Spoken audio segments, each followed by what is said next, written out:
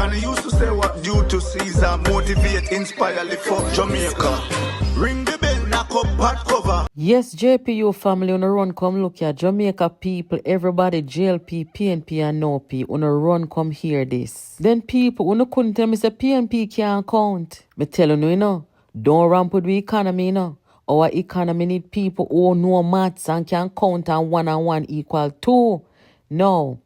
I want to look on the headlines, then we come out of Jamaica this week. Big win for Jamaica and the people in the region, I say, learn from Jamaica. So, you know, Jamaica, they're on the right track. Now, people, Mayor Ian Hills go in front of Chulani people, them. And I do maths. And Ian Hills, I tell the people, them say, when him go to this grocery store and spend $12,000 out of 16,000 minimum wage, and him not pay a light bill, and him not pay a phone bill, him not pay a offering at church, him not put up savings, one heap of something. Guys, you don't know say Ian Hills account the minimum wage for the week and not for the month, you know. Listen this. Comrade, when I work out what I spent at the market today, that is $12,174 from a minimum wage of $16,000. Now, party leader, me not pay my light bill yet, you know. Me have $3,826 remaining. Me not pay no light bill yet. Me not pay no water rate yet. Me not take out the 10% offering for church yet. Me not take out the lunch money yet. And me not take out the savings yet. So, when they come to you and they ask you for a third term, So how much time a month you pay water rate and light bill? Ian Hills are use 1 week worth of minimum wage pay and pay off every bill. 1 week, you know, and I'll pay off every bill and buy every grocery. And that him a try tell we say, Ian Hills not count good. Him supposed to count up him paycheck for the whole month. Not so I'm supposed to do. Them people are not easy at all. $16,000. And you gotta pay every bill collector and buy every grocery. I force me hear this. Now here's another instant where PNP maths is not mathsing. $1.4 billion for 110 old bus. I am putting it right here that $1.4 billion could have bought 100 brand new coaster bus from Toyota Jamaica. Now this man clearly doesn't have his information correct. The Jamaican government did not purchase 100 buses, used buses, for $1.4 billion. They clearly said that the entire cost for the buses coming into the country and rolling it out September morning is $1.4 billion. Which means you got to pay for the buses to come into the country. You have to pay for the buses, them for do all kind of manner of things. The cameras, them and all kind of something. So the Minister of Transport, Minister Darrell Vaz, he said that on social media.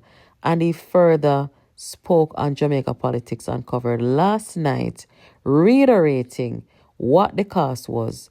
Because the PNP bloggers them are run up and down with one invoice where them no look pan and them don't read properly and don't understand. So here is the real maths. I feel like you've already put the safety matter to rest where the school buses are concerned. And you've done very well with that, let me say. So with that, the next talking point now of the opposition minister is that the cost seemed to be a problem for the opposition. They said that 1.4 billion is.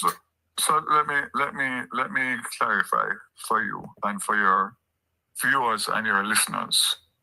And let me start off by saying that the opposition's behavior towards this initiative, which is one of the most transformative policy initiatives since independence, is downright evil, wicked, and bad mind on steroids, and they must not be allowed to get away with it. Let me just go back in history. The JLP under Mike Henry tried to introduce a rural school bus system in 2011. We lost the election and Omar Davis locked it down. We had 230 buses that we were going to bring over 4 years with the first set of 65. And it was cancelled, the order for the 65, and it was scuttled on the basis that it was unsustainable and not affordable.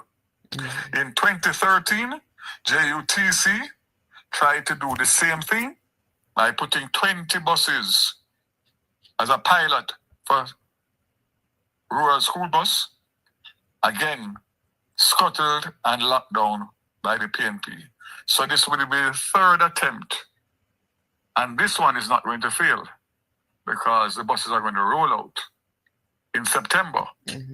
What I can say to you very clearly and categorically is that they have gotten the backlash from the people of Jamaica.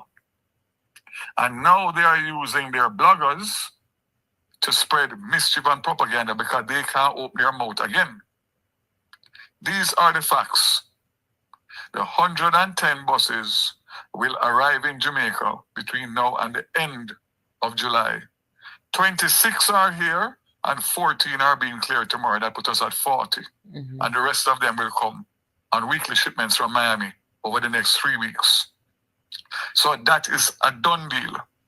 The cost is $1.4 billion. The $1.4 billion covers the cost of the buses, the inland transport to get them to the ports in Miami, the freight, sea freight from Miami to Kingston, the retrofitting of the doors, and also the refurbishing. It also covers 1 year maintenance, which is going to be done under the strictest conditions, similar to what the Department of Transport stipulates for the states in the 52 states. So we're not moving away from that. It also is going to have the technology of a cashless system, fare collection system, and each bus is going to have 5 cameras. One for the driver, one to look at the kids, one for the geofencing, and all of those will be accessible by the schools. And last but not least, there's a duty component that we have to pay when the buses arrive here, which is factored in it as well. So here is where the mischief comes about, based on what they are posting and putting out there. The government of Jamaica only pays for the buses when the buses are arrived in Jamaica, landed and cleared. Okay. That's when we pay for the buses. So right now, we have only paid or in the process of paying for the first 26 buses. So the invoice that is being circulated is for 26 buses out of 110. And what they are doing is dividing the 26 buses into the $1.4 billion because they are dunce, they are dark, and they are stupid. Sorry, I don't mean to laugh. Missy, there's something that circulates and I said, what is this? Let me tell you something. I am so bitter. Guys, want to see how important it is to come out here with the right information? Can you imagine if people like we never out on a platform here, so why that happened to Jamaica and the government? With these people just running out. You know, me see them walk up and down with this invoice and say, Minister, come tell Jamaica, how is it that them bus here can cost this amount? And I say, what them see there? Them not understand what a clock a strike. So here what? You see people who can't do maths, and people who not care about doing the right maths, you can't put them in charge of your economy. That is a recipe for disaster. When you have a political organization helping to disseminate misinformation and disinformation, it poses such a threat to your country and national security. Guys, this is Jamaica Politics Uncovered. Let me know what you think in the chat. I'll be reading. Thank you for watching. Make sure you're subscribed. I'll catch you in the next video.